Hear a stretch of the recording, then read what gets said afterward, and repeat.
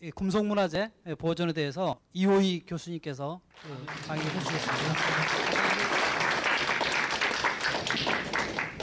오늘은 여러분들 지금까지 뭐 미술사라든가 고고학 이런 부분에 대해서 강의를 많이 들었을 거로 생각이 듭니다. 보존과학에 대해서는 강의 한번 들어보셨습니까? 안 들어보셨죠? 그래서 상당히 제가 체급이 막중한데 오늘은 그 문화재 보존과학에 대해서 말씀드리고 원래는 이제 제가 오늘 이제 금속유물에 대한 그 보존 처리에 대해서 이제 또 말씀드리는데 금속유물 보존 처리를 말씀드리기 이전에 그러면 우리나라 문화재 보존과학의 역사에 대해서 간략하게 여러분들한테 설명을 드릴까 합니다. 그러면은 이 교재는 한번 읽어보시고요. 제가 준비된 그 슬라이드를 갖고 여러분들한테 그 설명을 드리겠습니다. 여러분 잘 아시겠지만 문화재는 우리 선조들이 우리에게 물려준 그 선물 가운데서 가장 값진 선물이라고 저는 그렇게 생각합니다. 이 가장 값지고 귀중한 선물을 우리 당대에 우리가 잘 그 보존 관리를 하고 또 보존을 해서 우리 후손들에게 그 물려줘야 될 것은 우리들의 그 책임이라고 생각합니다. 그래서 1962년도에 문화재 보호법을 그 공포 제정을 해서 국가적으로 그 보호하는 그런 문화재 보호법이 그 마련하게 됐습니다. 여러분들 다 잘 아시겠습니다만은 문화재의 종류에는 크게 이제 네 가지로 나누게 되겠습니다. 첫째는 유형 문화재, 무형 문화재, 기념물, 민속 자료 이렇게 그 네 가지로 나누게 되겠습니다. 그런데 여기에서 문화재 보존 과학의 연구 영역은 어떤 거냐 그걸 말씀드리기 위해서 이걸 보여드리는 겁니다. 여기에 무형 문화재를 제외한 유형 문화재, 기념물, 민속 자료가 모두 보존 과학의 연구 영역이 되겠습니다. 상당히 폭이 넓죠, 그죠? 그러니까 여기 보시면 뭐 건조물, 해와 공예품, 또 고분, 성지 이런데 여기에 보존 과학이 여기에 안 들어가는 게 없습니다. 제가 우리 문화재청에서 제가 원래 전공은 금속입니다. 금속인데 문화재청에서 우리 문화재원 분과가 10개 분과인가요? 거기에 있는데 우리 보존과학 하는 사람의 그 문화재원이 저 혼자입니다. 그러니까 제가 이제 소속되어 있는 데가 동상분과인데 동상분과에서 엄청난 일들을 많이 일어나고 있는데 보존과학에 안 끼어 들어가는 데가 없습니다. 이거를 보시면 이해하시겠죠. 그래서 좀 여담입니다만은 다른 분과에도 보존과학 하는 사람을 문화재원으로 좀 선정해 주십시오 하고 다음서부터는 그렇게 이제 그 요구를 하고 있는 겁니다. 다음.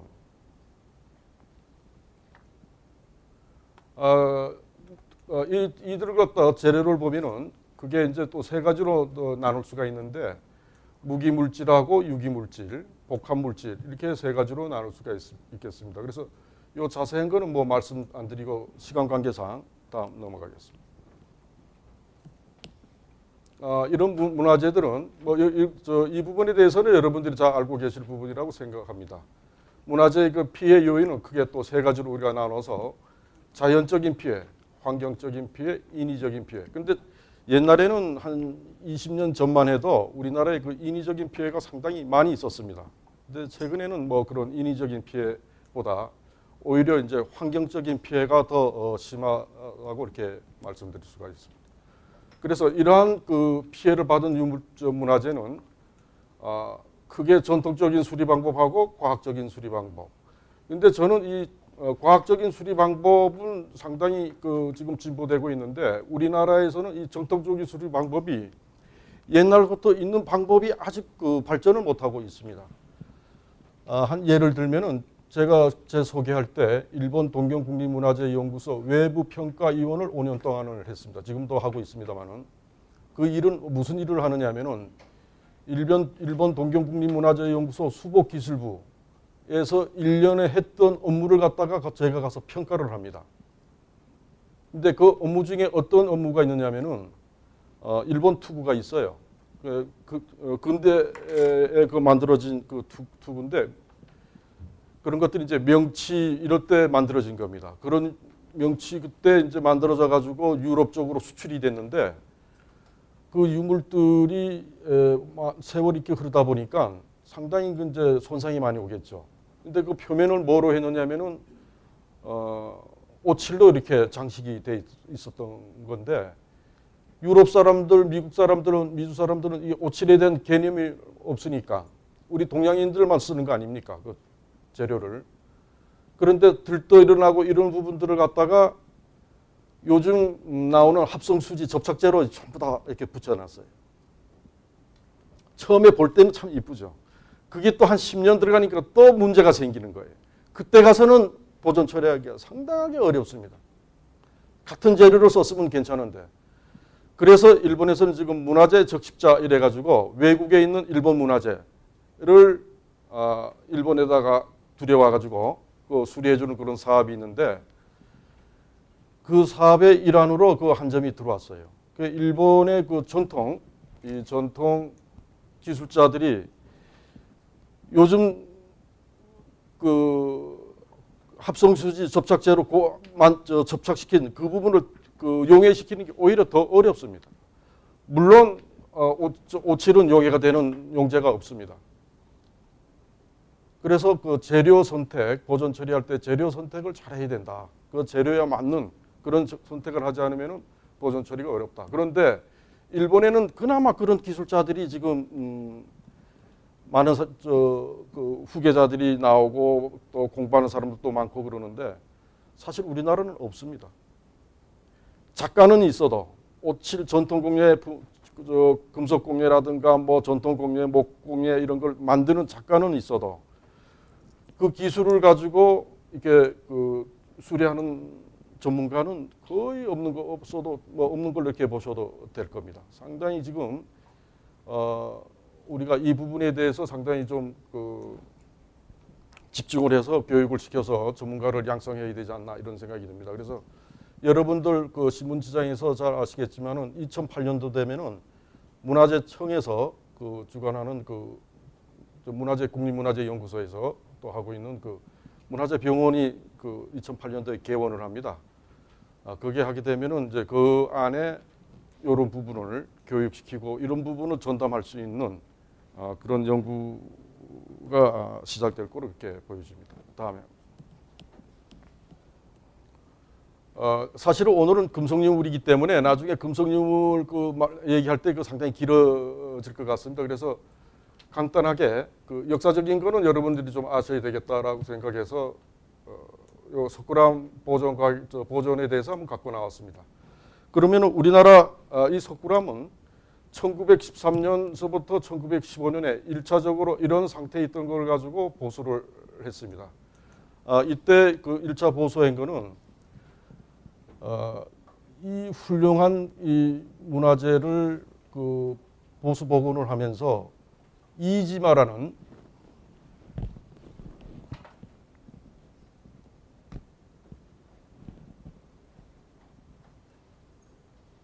그 구조적이라든가 학술적인 이런 조사를 하지도 않고 자기 나름대로 이 보수를 한 겁니다. 그래서 원래는 이렇게 냇돌 같은 거 돼 있고 요 위에 냇돌 위에 그 흙이 이렇게 돼 있었는데 이 부분들을 전부 다 제거를 하고 위에다 여러분들 잘 아시겠지만 콘크리트를 갖고 그 위에 돔을 씌웠어요. 네, 그렇게 되니까 어떤 문제가 일어나느냐면은 지금까지 숨을 쉬었던 이 석굴암 내부가 숨을 못 쉬게 되는 겁니다. 그러니까 외부에서 들어온 습기 이런 것들이 그냥 그 안에서 정체돼 가지고 빠져나가야 될 텐데 빠져나가지 못하고 그대로 정체되니까 결로 현상이 생기고 결로 현상이 생기니까 어떻게 되겠습니까? 거기에 이끼들이 생기고 여러 가지 그 문제점이 발생했던 겁니다. 그래서 1913년에서 15년 사이에 이 수리가 다 끝나고 일본의 여러분들 잘 아는 그 평론가 야네기 무네요시가 같은 일본 사람인데 와서 이 수리를 한 걸 보고 다음과 같이 이렇게 자기 저서에 조선과 그 예술이라는 그 책에 이렇게 그 평을 하고 있습니다. 한번 읽어드리겠습니다. 나는 이것을 보고 그 몰치미한 행위에 크게 놀라지 않을 수 없었다. 무슨 생각으로 터널의 입구로 오인될 수밖에 없는 담을 만들었던 것일까? 나는 이것이 구론의 수리가 아니라 새로운 훼손이라고 생각한다. 기사가 과학적인 수리는 할 수는 있었지만 예술적인 수리는 전혀 할 줄 몰랐던 것 같아.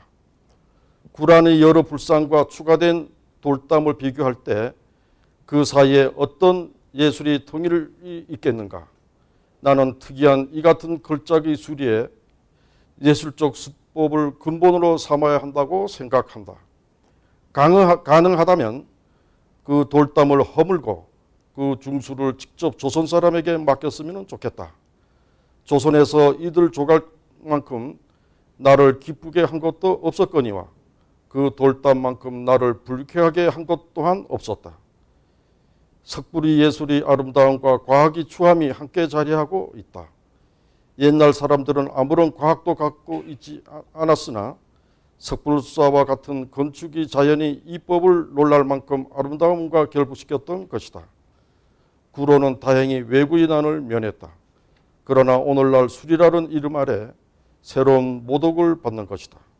나는 전체의 통일이 있는 그 구론이 추한 중수에 의해 새로운 불순이 추가된 사실을 한탄하지 않을 수 없다. 만약 그 수리가 청계를 덮고 각 석벽의 위치를 바로잡는데 그쳤더라면 얼마나 아름다웠을까. 나는 파손된 채로 있던 당시의 사진과 수리 뒤 사진을 보고 예술을 모르는 제 많은 과학의 행위를 증오하지 않을 수 없다. 이렇게 그 글을 남겼습니다. 그래서 1958년에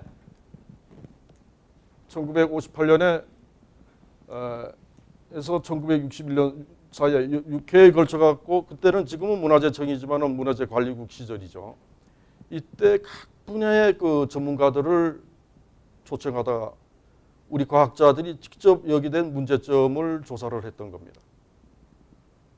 그래서 그때 그러니까 이런 문화재 과학자들이 직접 시작한 것이 1958년부터 1961년이라고 이렇게 보시면 되고 이때 결론 내린 것이 이 앞에 목조 전시를 만들자라는 그런 결론을 내려서 이전에는 그 일본 사람들이 하기 이전에는 자연적으로 숨을 쉬고 하던 이 석굴암이 콘크리트로 위에 그 도움을 했기 때문에 빠져나갈 데가 없지 않습니까? 그래서 1961년도에 그 목조 그 전시를 짓고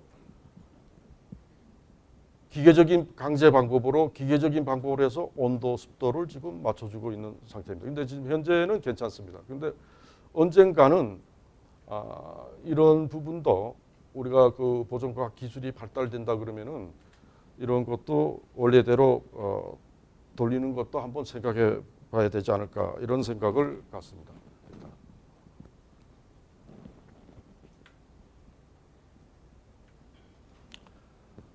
이 책은 1968년도에 고 박정희 대통령 시절입니다. 1968년도에 고 박정희 대통령이 직접 지시를 해가지고 특별 지시해가지고 문화재관리국하고 과학기술처 주관으로 해서 이 연구를 하게끔 되는 겁니다. 그런데 이 연구가 이게 참 의미가 있는 연구인데 여기 된 연구는 여기 목차 이렇게 나와 있는 대로 우리나라 중요 문화재에 대한 그 1년 동안을 연구를 시켰습니다. 그런데 이 양반이 의도가 다른 데 있었던 것 같습니다. 나중에 이제 그 말씀드리겠습니다. 그러면은 우리나라의 이제 그 문화재 중에 과학적인 방법, 비파괴로 조사한 것은 1963년도 지금 여러분들 다 아시죠? 국립중앙박물관에 있는 금동방가 사유상이 되겠습니다. 국보 78호하고 83호 이외에 금동유물 60점을 가지고 보존 처리 그 비파괴 조사를 했습니다. 요 78호는 코발트 60으로 촬영을 해서 내부 구조를 조사한 겁니다. 자, 보십시오. 나중에 오른손을 잘 보십시오.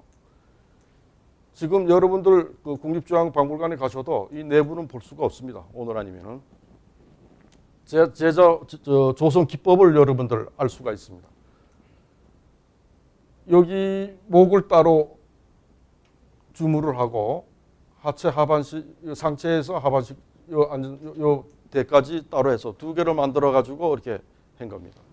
그리고 보통 이제 이게 그 거푸집을 만들어 가지고 원래 이런 걸 만들 때는 중자를 만들고 중자라는 거는 이제 기본에 이 속에 들어가는 틀인데 네 틀인데 대충 그 모양을 만듭니다.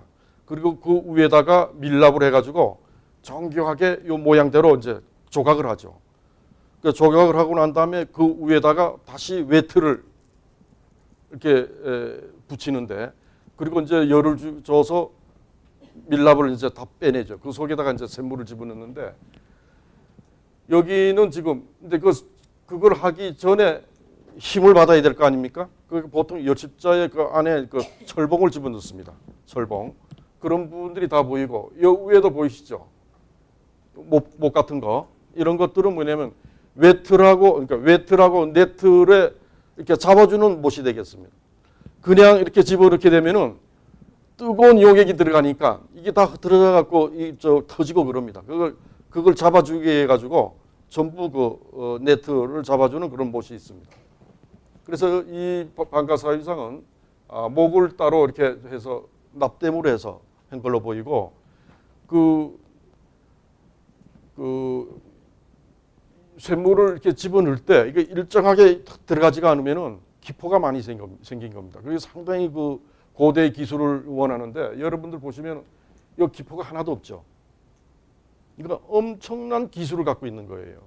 이때 이게 지금 이 유물은 대체적으로 뭐 6세기에 그 방가사의상으로 이렇게 되어 있는데 시대는 뭐 전공자들마다 다르지만은 대체로 뭐 이 방가사 여기 탑이 있다가 그 타평관이라고 그러는데 이 타평관은 보통 한 신라 시대 거로 이렇게 보는 경향이 있는 것 같습니다. 이건 제가 불상 전공자가 아니기 때문에 그냥 뭐 참고로 들으시는 게 좋을 것 같습니다. 자, 여기에 이제 구조적으로 그렇게 돼 있고요. 여기 이제 용접했다는 그런 부분이 돼 있고 여기 구멍이 뚫려 있죠. 그래서 이게 왜 뚫려 있을까? 상당히 고민을 많이 했습니다. 다음 번 한번 보여주십시오. 이거는 이 방가사의상은 83화 산처럼 됐다고 해서 삼형관라고 이렇게 칭해 주는데 이 방가사의상은 기포가 많죠. 그죠? 이거 기포가 많이 있고 그리고 그 안에 있는 네트를 아직 다 빼내지 않고 많은 부분이 남아 있는 걸로 이렇게 보시면 될 것 같습니다. 여기에 아까 처음에 그 앞전에서 말씀드렸던 여기에 이제 철심이 있고요. 여기 열십자 철심에다가 네틀 그 흙을 고정시켜서 중자를 만들어서 그 다음에 밀랍으로 이렇게 조각해서 만드는 그런 기술자적인 그런 게 다 이렇게 나와 있습니다. 그리고 여기도 뚫려 있죠. 78호, 83호 다 뚫려 있습니다. 그래서 제가 이거를 몇 년 전서부터 고민을 했는데 그래서 이게 샘물 붓는 분하고 얘기를 했더니 여러분들 이거 아십니까? 이거 혹시 아시는 분 계세요? 왜 구멍을 뚫었을까? 그래서 네? 그래서 저는 이 샘물 다루는 사람 얘기를 했더니 역시 이것도 그 잡아주는 부분이 했던 부분이 아니겠느냐. 근데 여러분들은 지금 실물을 보시면 이 구멍을 볼 수가 없습니다. 뭐 석고 같은 걸 다 메워가지고 전부 다 이렇게 메웠기 때문에 그리고 이 위에다가 개금을 하는데 오치를 올린 다음에 그 다음에 금도금을 이렇게 올린 겁니다. 이 두 점이 우리나라에서 하여튼 과학적인 방법으로 내부 구조 조사를 비파계 조사를 처음으로 시작했던 그런 유물입니다. 1963년도에. 자, 이건 넘어가겠습니다. 그러면 이제 문화재 보존과학 연구기관이 국립문화재연구소는 1969년도에 지금 그 경복궁 옆에 청와대 올라가는 길입니다. 여기 창성동이 있는데 여기에서 처음 1969년도에 그 시작이 됐고요. 여기는 국립중앙박물관은 지금 민속박물관 그 자리에서 1975년도에 시작이 됐습니다. 여기에 보존과학실은 제가 처음에 만들었습니다. 그리고 목포에 있는 그 해양유물 전시관이 있죠. 거기에 모체가 되는 보존처리 연구기가 목포 보존처리장인데 신안에서 출토된 인양된 그 신안선이 보존처리를 여기서 했습니다. 여기서 시작돼 가지고 지금 목포의 해양유물 전시관이 만들어지게 된 겁니다. 이런 건 빨리 넘어가겠습니다.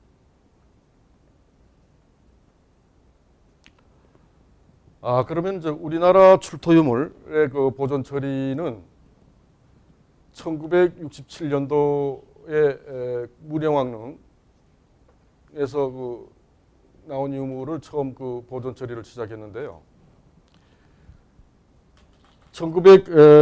아까 처음에 고 박정희 대통령이 특별 지시로 의해 가지고 1968년도에 문화재 보존에 대한 연구를 그 지시를 해서 연구를 했지 않습니까? 근데 그때는 아마 박정희 대통령이 다른 의도가 있었는 것 같습니다. 1971년도입니다만 1963년도에 되면은 경주 지금 고분공원으로 되어 있는 거 천마총하고 저 황남대총 그 지역을 갖다가 그 정비를 해서 고분공원으로 만들려고 했던 거예요. 근데 지금 이제 고분공원으로 되어 있는데 거기에 98호라는 그 큰 고분이 있는데 길이가 120m, 높이가 22m입니다. 그 고분을 발굴을 해서 나중에 그림 나옵니다만 거기다가 고분 전시관을 만들려고 그랬어요. 그런데 실질적으로 발굴을 해보고 하니까 그쪽에서 나왔던 유물보다는 천마총에서 나온 유물이 좋아가지고 천마총에다가 이제 전시관을 만들었는데 그 전에 1971년도에 이때 요 주변에 5호분하고 6호분, 전탑하고 석실분이 있었는데, 5호분이 석실분이고 6호분이 전탑, 송산이 고분이 있었는데, 거기에 이제 벽화도 있고 그랬죠. 그 벽화에 이제 여름만 되면 그 누수가 되고 물이 스며들고 이래가지고 그 배수로 공사를 하기 위해 가지고 공사를 하다가 6호분 뒤에 한 3m 뒤쪽에서 전도로를 발견한 거예요. 인부가. 그래서 역사적인 우리 문영왕릉을 그걸 발견하게 된 겁니다. 여기에 뭐 정확하게 여기에 석수도 있고 여기에 들어가면은 이제 전돌이 있습니다. 전돌에 의해 가지고 비석에 의해 가지고 시대를 확실하게 알게 된 계기가 됩니다. 다음. 여기에서 족침하고 왕의 족침하고 두침이 나왔는데 이런 유물들이 이때 만약에 그 앞에 우리가 1968년대 박정희 대통령이 그 연구팀을 가지고 그 연구를 안 시켰다 그랬으면은 지금 이런 유물들은 한 점도 안 남아 있을 겁니다. 지금 71년도인데 30년이 넘었지 않습니까? 그 일례로 무슨 얘기를 말씀드릴 수 있냐면 우리나라 고고학자들에 의해 가지고 처음 발굴을 한 것이 1946년도에 호호총이라는 고분입니다. 경주에 호호총이 있는데 거기서 어떤 유물이 나왔느냐면은 이 가면 같은 유물이 나왔어요. 눈도 있고.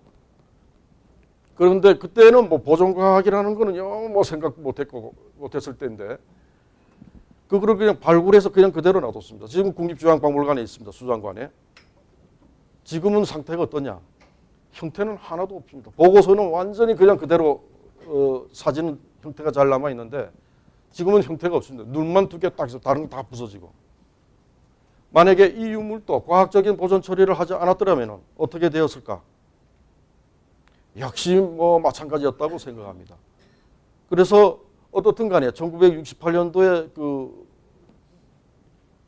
보존 처리된 그 연구팀들이 그 연구팀들은 보통 어떤 팀들로 구성이 되어 있었냐면은 원자력 연구소의 직원들로 구성되어 있었습니다.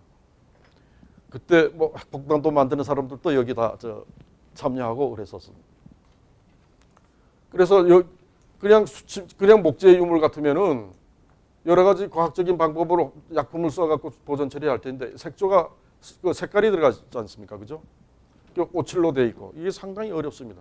약품을 쓰게 되면은 색깔이 변색이 될 수가 있거든요. 그래서 찾아낸 낸 방법이 지금은 고인이 됐습니다만은 고 김수원 박사님께서 새롭게 그 아이디어 낸 방법이 있습니다. 다음. 이런 습도 조정 시약을 써가지고 밀폐된 공간에다가 저 유물을 넣고 습도를 서서히 낮춰주는 거예요. 그래서 상습으로 일반 습도로 이렇게 맞춰주는 겁니다. 만약에 여기에다가 뭐 조금 뭐 약품을 가미했다든가 뭐 이랬으면 오히려 더 문제가 생겼을지 모릅니다. 그런데 이렇게 앞에 형태가 완전한 유물들은 이렇게 습도 조정 시약을 의해 가지고 보존을 했고, 그 외에 이제 부서지고 이런 것들은 뭐 포리비닐 아세테이트라든가 이런 약품을 의해 수지를 가지고 광화 처리를 했습니다. 이게 우리나라 초창기의 보존입니다. 다음. 역시 천마총에서도 이런 말 장리가 나왔습니다. 말 그림이 나왔는데 이것도 역시 같은 방법으로 습도 조정 시약을 써가지고 보존 처리를 해서 뭐 지금 거의 뭐 상태가 뭐 발굴 당시하고는 조금은 다릅니다만은 30년이 지난 오늘 뭐 거의 어떤 다른 문제가 발생되지 않고 있습니다. 다음. 이건 경주에 있는 황남대총이 되겠습니다. 여기에 그 전에 여기 황남대총에서는 북분과 남분이 있는데 북분과 남분 전부 통틀어갖고 7만 점 이상 유물이 나왔습니다. 7만 점 이상 출토가 됐는데 그 중에서 이 안교, 금동 안교 지금 중국 국보전에도 이제 이런 유물이 와서 그 전시를 하고 있는데 이거하고는 좀 다르죠. 이 안교는 지금 어떻게 되어 있느냐면은 맨 밑판은 나무로 되어 있고, 근데 아직 그 조사가 되어 있지는 않습니다. 어떤 분은 자작나무로 되어 있다 그러는 사람도 있고, 어떤 사람들은 왕보들로 되어 있다는 사람이 있고, 그 위에다가 옥충이라는 그 벌레 아시죠? 오늘 제가 그 옥촉이라는 벌레를 갖고 왔습니다. 나중에 한번 보십시오. 이 벌레 날개를 여기다 촘촘히다 깔고 그 다음에 그 위에 금동으로 금색깔 나는 금동으로 투조를 해서 만든 그런 말 안교가 되겠습니다. 말 안교는 말 타는데 이제 앞뒤 이제 그 장식품이 되겠는데 안장에. 그런데 이 옥충의 그 날개로 된 이 부분이 한 몇백 년 이렇게 1500년 이렇게 무덤에 있다 보니까 공기 중에 산소 수분하고 접하게 되니까 특히 이제 자외선이 문제겠죠. 그런 부분도 있지만 사실 그 출토된 유물들은 자외선에 의해서 그 문제가 많이 발생됩니다.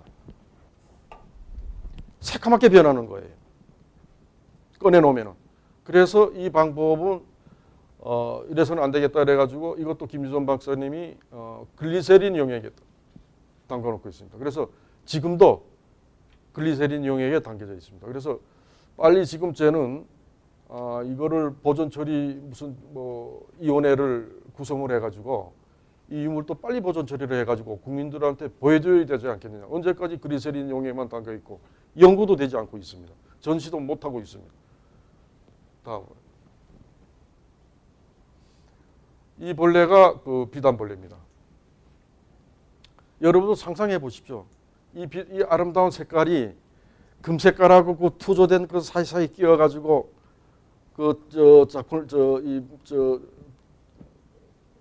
이 말 한 장을 만들었는데 그 말에다 딱 장착을 하고 햇빛에 비치는 그 빛을 한번 여러분 상상을 해보시기 바랍니다. 다음. 여러분들 잘 아시는 1977년도에서부터 1984년도 사이에 신안 앞바다에서 엄청난 그 유물들이 나왔죠. 거기에서 이 배들이 나왔는데 이때까지만 해도 우리나라는 그 수침 목재를 잘 하지 않았습니다. 그래서 이거를 계기로 해가지고 우리나라도 수침 목재 보존에 세계적인 대열에 끼어들어가는 그런 계기가 되었습니다. 그리고 여기에서도 많은 금속 유물들이 나왔는데 이 동전은 28톤이 나왔습니다. 28톤을 저희들이 엄청납니다. 이거 하나하나 보존 처리 다 했습니다. 예. 어디서 했느냐? 아까 그 창성동 있죠? 거기서 했습니다. 창성 보존 처리 다 했어요. 탱크 안에 들어가갖고 뭐 한 전씩 한 전씩 다 세갖고 10년 이상 걸렸습니다. 이걸 왜 보여드리냐면은 나중에 말씀드리겠습니다만은 우리 금속 유물은 녹을 보존하는 이제 금속하면은 금속 자체를 이렇게 보존을 해야 되는데 금속 문화재는 녹을 보존을 해야 됩니다. 근데 이때 이 당시에 과학자, 과학의 지식만 아는 사람이 보존 처리를 했어요. 아까 모두에서 말씀드렸습니다만은 그 야나기 요시가 과학의 지식은 지식으로는 보존 처리를 했지만은 수리를 했지만은 예술로는 못했다라는 거 이게 여기에 딱 적응되는 겁니다. 돌아가신 최순우 관장님이 이 유물을 보시고 얼마나 노발대발했는지 모르십니다. 그래서 왜냐면은 난 그래서 그분을 또 잘못했다고 얘기는 안 해요. 그분의 생각은 뭐냐면은 금속학적으로 보면은 녹은 나쁜 물질이에요. 그건 당연히 제거를 해야 되는 겁니다. 그 사람 입장으로 볼 때는. 그런데 이제 미술사하고 이게 하는 사람들은 그것도 같이 살려서 보존 처리를 하기를 원했던 거예요. 그런데 사전에 그 얘기가 의사가 교통이 안 된 겁니다. 그러니까 이 양반대로 나쁜 물질이니까 이게 우리나라만 그런 게 아니고 유럽에서도 그랬습니다. 초창기에 한 40년, 50년 전에는 여러분들 저 런던에 가서 자연사 박물관이고 이런 데 한번 가보십시오. 거기 그냥 열어보면은 이 철제 검 같은 거는 속에 그 심만 이렇게 남아서 보존 처리하는 게 많아요. 겉에 녹은 다 제거하니까 안에 심만 남죠. 형태는 전부 다 없어져 버린 거죠. 대체적으로 우리나라 금속 유물은 이 전세돼서 내려오는 것보다 출토돼서 나오는 유물들이 금속 유물들이 많습니다. 그러나 이웃 일본에는 물론 이제 출토되는 유물이 많지만은 우리보다 전세돼서 내려오는 유물들이 훨씬 많습니다. 그래서 출토된 유물들은 대충 이제 고고학자들에 의해서 이제 발굴을 하게 되면은 유물을 이제 수습을 하죠. 보존과학하는 사람은 최근에는 2단계에서부터 여기에 들어갑니다. 수습도 과학적인 방법으로 수습을 해서 그 1차적으로 보관을 하게 되는데 실적으로 보존 처리를 처음에 들어갈 때는 그 진단을 하게 됩니다. 그 관찰은 어떤 방법으로 할 건지, 분석은 어떤 방법으로 할 건지. 저희들 그 프로세스가 여러분들 병원에 가서 어디 몸이 아프시고 이럴 때 병원에 갔을 때 그런 프로세스로 여러분들 생각을 해주시면 쉽게 이해가 될 겁니다. 그리고 이제 보존 처리의 방침을 세우고 그 다음에 이제 클리닝을 하게 됩니다. 클리닝 하는 데는 기계적인 방법하고 과학적인 방법이 있는데 사실 유물에서는 이 부분이 상당히 중요합니다.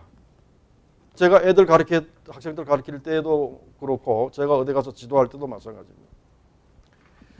이 클리닝을 잘하느냐 못하느냐 따라 가지고 그 유물이 살아나고 안 살아나고 합니다. 그런데 이게 또 기준이 없어요. 사람마다. 여기까지 하라 하고 어떻게 그 기준하기가 상당히 사실 어렵습니다. 그래서 이런 클리닝이 상당히 중요하고 그리고 이제 출토된 유물들은 그 탄렴 처리를 하고 그 안정화 처리 그리고 강화 처리 이런 순서에 가지고 보존 처리가 됩니다. 그런데 보통 이런 유물들은 큰 갑옷 같은 것들은 뭐 한 1년 정도 걸리기도 하고 아주 작은 유물이라도 3개월이 걸립니다. 자, 조그만 철촉 하나라도 꼭 이 과정은 다 지나가야 되는 거니까요. 그런데 이제 갑옷 이런 것들은 형태가 유지되고 있으면 괜찮은데 파손되고 이랬을 때는 이거 접합 복원하는 시간이 많이 걸리지 않습니까? 그래서 대체적으로 한 1년 정도 시간이 걸린다라고 생각을 하시면 됩니다. 그러면은 사실 이 광석으로 광석을 가지고 이 재련을 해서 이렇게 금속을 만들어서 만드는데 이 광석을 있을 때는 이 산업을 자체로 있을 때는 가장 안전한 상태로 있는 겁니다. 그래서 높은 에너지, 열을 줘가지고 재련해서 얻어지는 것이 금속인데 금속이 이렇게 되게 되면은 아주 불안전한 상태로 돌아오게 됩니다. 이런 금속을 갖고 이제 제품을 만들게 되죠. 이 제품들은 공기 중에 산소라든가 수분 또 매장됐을 때의 그 용전 이온, 여기에 뭐 염화물 이온이라든가 황화물 이온 이런 물질에 의해 가지고 부식이 진행되는 거죠. 그래서 어떤 정도는 이제 처음에는 부식이 많이 되다가 땅 속에서 부식이 많이 되다가 어느 정도 딱 지나면은 평형 상태가 이루어집니다. 평형 상태가 이루어지다가 발굴이라는 행위에 해 갖고 출토가 되면은 거기서 이제 깨지가 되죠. 그러면은 다시 또 부식이 되는 거죠. 근데 이제 녹덩어리가 되는데, 녹덩어리 된다는 건 사실 어떤 의미에서는 가장 안전한 상태로 자기 고향으로 돌아갔다 이렇게 생각을 하시면 됩니다. 나중에 그런 유물들을 보여드리겠습니다. 그리고 실제적으로 이제 그 철제 유물에 생성되는 녹이 이렇게 많습니다. 이거보다 더 있습니다. 그러니까 출토 유물에 가장 많이 생성되는 녹은 이 세 가지 녹입니다. 알파, 베타, 감마 녹인데 여기에서 철제 유물을 갖다가 파손시키는 가장 나쁜 녹은 이 녹이 되겠습니다. 그래서 지금 뭐 알파, 감마, 베타 그리고 뭐 게사이트, 아카카나이트, 레피토, 크로사이트 이렇게 하면 여러분들 그 지금 당장 뭐 이렇게 머리에 들어오는 거 아니니까 제가 그 교재 이렇게 보시면 그 내용이 있습니다. 오늘 제 강의 포인트는 여기다 맞추려고 그럽니다. 철제 유물하고 청동 유물, 은재 유물, 금속 유물에 생성되는 녹을 보시고 이게 좋은 욕이냐 나쁜 욕이냐. 그리고 이 강의의 그 주제가 이 강의가 뭐냐면 고미술 감정 아카데미니까 그래도 뭐 감정하는 부분은 조금 알고 가셔야 될 거 아니겠습니까? 금속 유물 그죠? 그러니까 이게 녹을 청동 유물이고 이런 녹들을 잘 보시면은 그게 당장은 안 되지만은 이제 그런 훈련을 쌓으시면은 감정도 할 수 있다. 녹에 의해 가지고 아무리 요즘 뭐 중국에서 기가 막히게 만들어 갖고 오는 것도 오래 본 사람은 그걸 알 수가 있습니다. 그래서 이런 녹들이 있습니다. 근데 철제 유물에도 철제 유물에 청색 녹이 있다는 거 아십니까? 다 철에는 저기 붉은 녹만 생각을 하시죠. 갈색 녹 이런 것만 생각. 철제 유물에도 청색으로 생성되는 녹이 있다는 걸 여러분 알아두시면. 그 녹의 이름은 비비안 나이트. 여기에 보시면 알지만 인에 의해 가지고 그런 녹이 생깁니다. 그러니까 유체, 시신이 가깝고 있다든가 그런 유물, 그러니까 뼈하고 같이 있을 때 사람하고 같이 있다, 시신하고 같이 있다든가 동물의 뼈에 가깝게 있다든가 이랬을 때는 이런 녹이 생깁니다.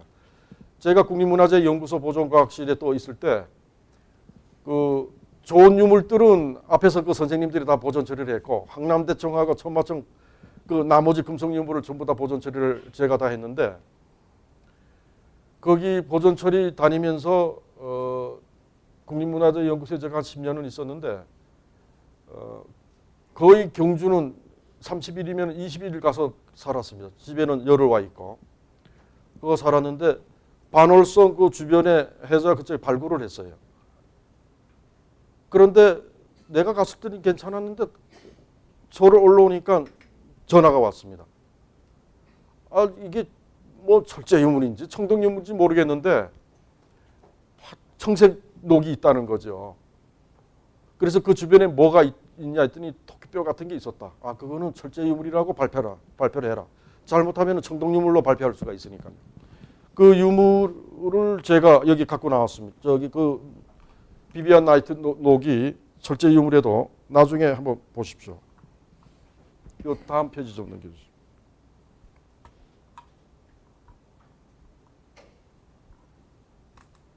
나중에 쉬는 시간에 한번 보시기 바랍니다. 그리고 보통 철제 유물에는 이렇게 앞에 있는 게사이트라든가 흙하고 이렇게 혼합되어 있는 게 많고 그 밑에 마그네타이트층이라는 게 있습니다. 이게 철제 유물을 갖다가 보호해주는 그런 그 아주 좋은 녹이 되겠고 요 밑에는 이제 금속심이 되겠습니다. 그러면은 이제 이 좋은 녹, 나쁜 녹, 또 그 마그네타이트라든가 게사이트라든가 이런 녹을 그건 어떻게 구분할 수 있느냐? 색깔로 보면은 구분할 수가 있어요. 색깔로 보면은 눈썰미가 좋으면 금방 배웁니다. 오늘 2시간 내에. 자, 다음에.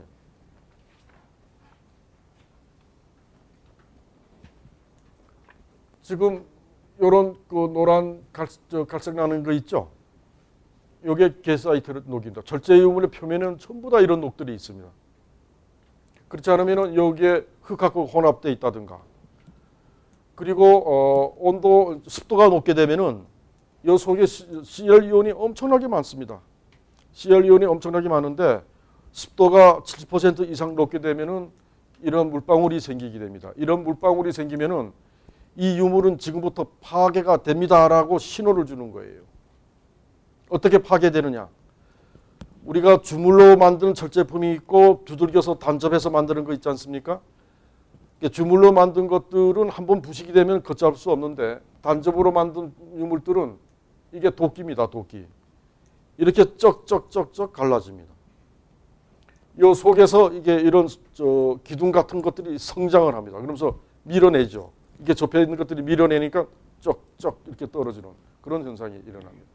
그래서 이런 걸 갖고 염화제 이철이라고 그러는데 뭐 페리크로라이드도 있고 페로스 크로라이드도 있습니다. 이런 물방울이 생겼을 때는 빨리 보존 처리하지 않으면 안 됩니다. 유물을 갖다 전부 다 파괴시키는 것이 되겠고. 그리고 철제 유물에서 좋은 녹이 있다 그랬죠. 이게 까만 녹이 됐어요. 이게 마그네타이트인데 4,3 산화철이 되겠습니다. 벌써 이런 녹하고는 다르지 않습니까? 아주 치밀하고 견고하고 그리고 모든 상감이라든가 이런 것들은 이 속에 다 숨어 있습니다. 그리고 여기에 보시는 게 이제 비비안 나이트라는 인산에 의해 가지고 생성되는 그런 철제 유물에도 불구하고 이런 청색록이 발생하고 있습니다. 나중에 실물을 한번 시간 되시면은 한번 보시기 바랍니다. 자, 그동안 이제 보존 처리했던 유물들을 잠깐 이제 말씀드리겠습니다. 이 유물은 이제 경남 함안 동학리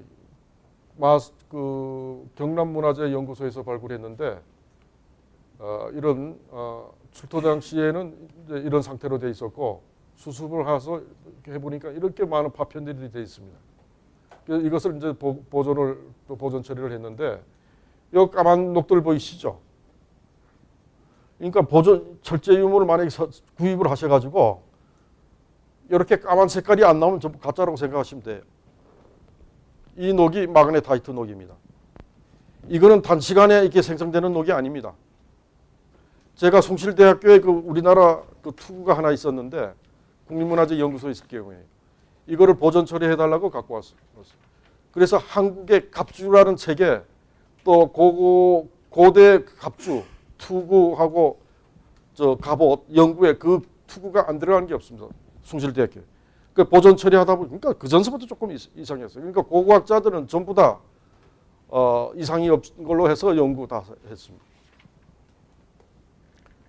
보존 처리를 하다 보니까 이상해요.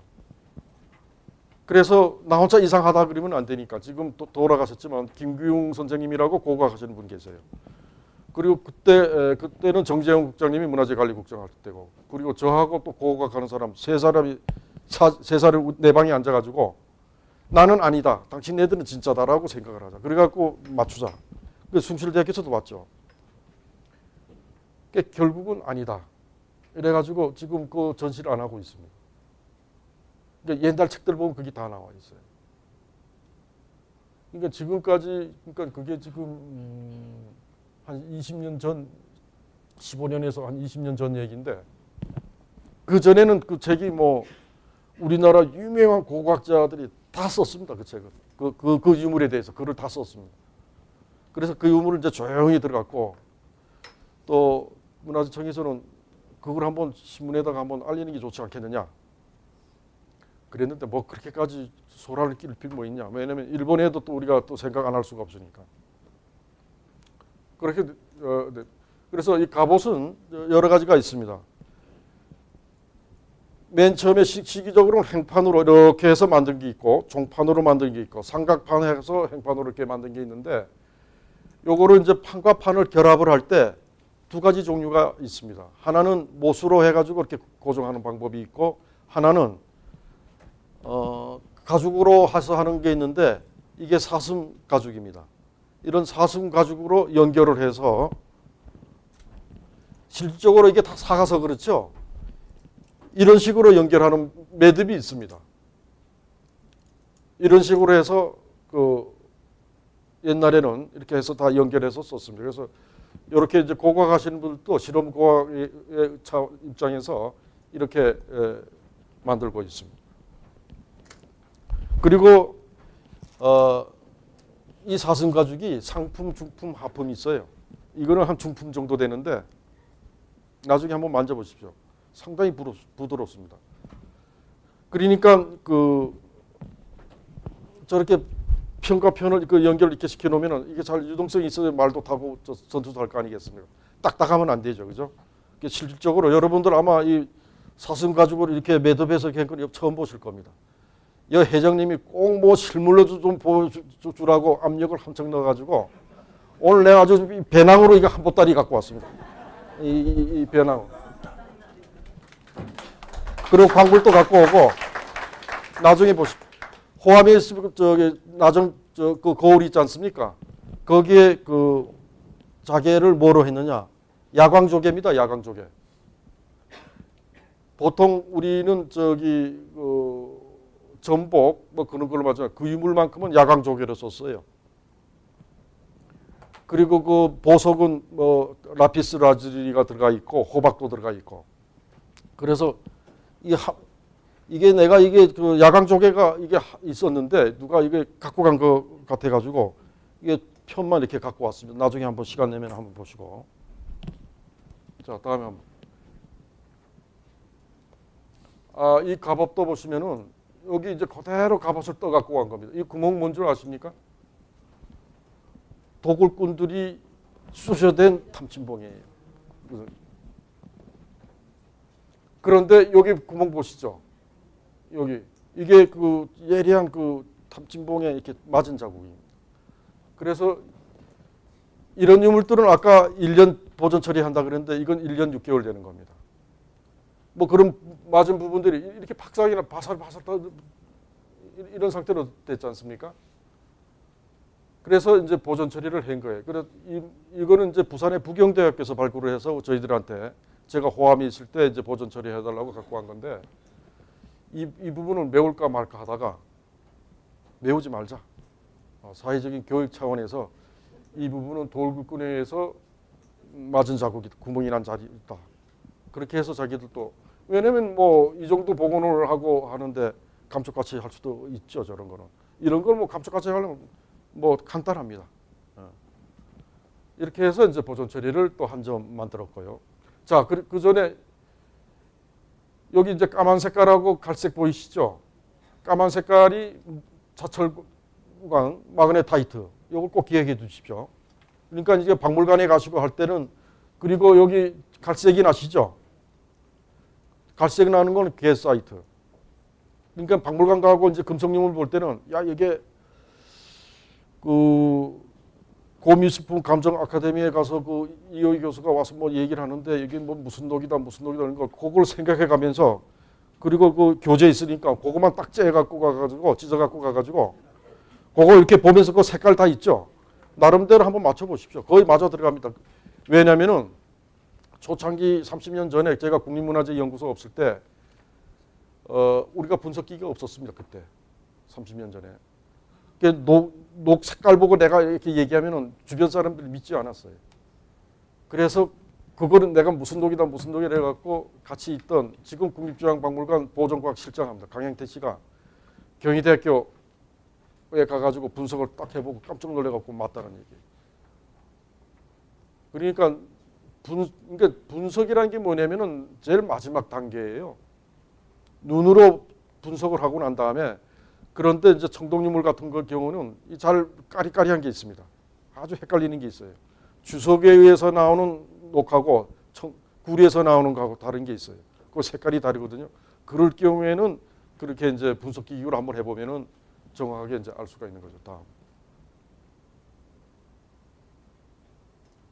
어떻게 조금 쉴까요? 한 5분만 쉬시죠, 그러면은.